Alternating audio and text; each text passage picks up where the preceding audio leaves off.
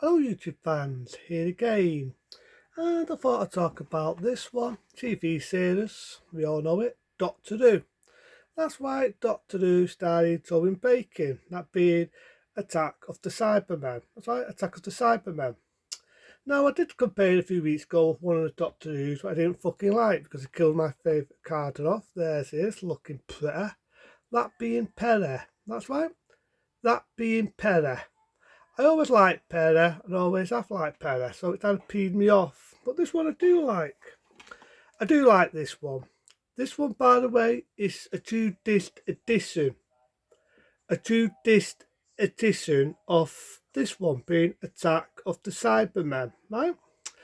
Um, this has a bit of history about it, right? Has a bit of history because bear with me, because in 1985, if you ever remember the Jim will fix it for you, well, you might remember the Dim will fix it song. That's right, the Dim will fix it song. So, Dim will Saffel about did a Dim will fix it special for this young lad who wanted to meet Doctor Who. That's right, wanted to meet Doctor Who. So, at the time, you can hear me, there's a bit of music downstairs. At the time, Dimmy Saffel is on the second disc, what would have been a Dimmy Saffel song. And as we know the history of Dimmel Fix It, this was before we discovered he was a pedo. That's right, before he was a fucking pedo. So you get Dimmy Saffel in this. Now I do know on the second disc, on Blu-ray, that's now been strapped. That's right, that has been strapped, the Jim will fix it. But this was before we all discovered he was a fucking pedo. This is on the disc. They've been testing this today. But it's interesting this, you do get a presenter who is well known for being in a lot of kids' programs, who appears as this weird little fucking thing here. That's right, this weird little fucking thing. So see he appears in the episode. Right, he appears in the episode of this.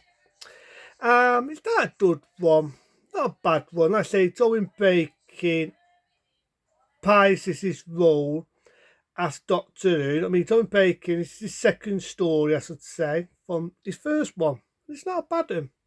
You do get one guy in it who appeared in one of Peter Davison's. He was a main villain. I think it was in Return of the Daleks. So at the time, you might remember him in a TV show in the 80s, BBC Two, called Howard's Ray. That's right, Howard's Ray.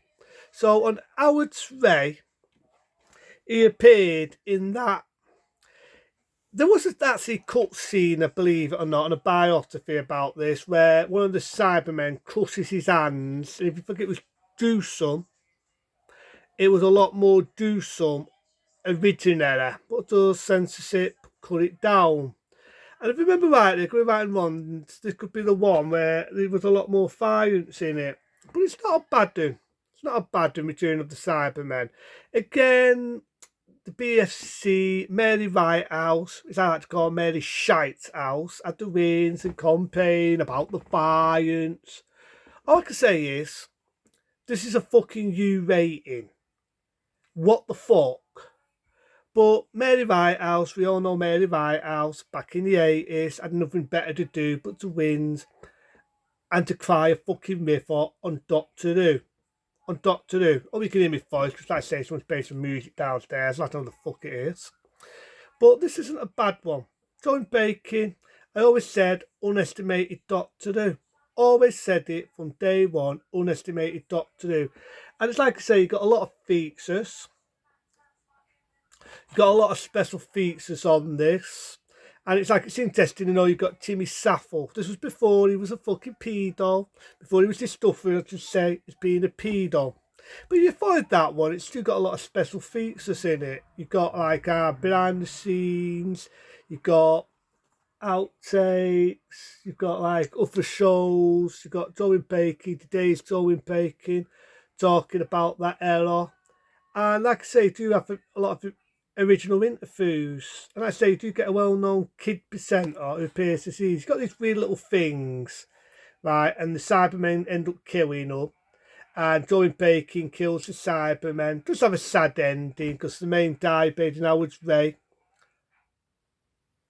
gets turned into a fucking Cyberman and then dies. But sort of really feel sorry for him because when you think about it,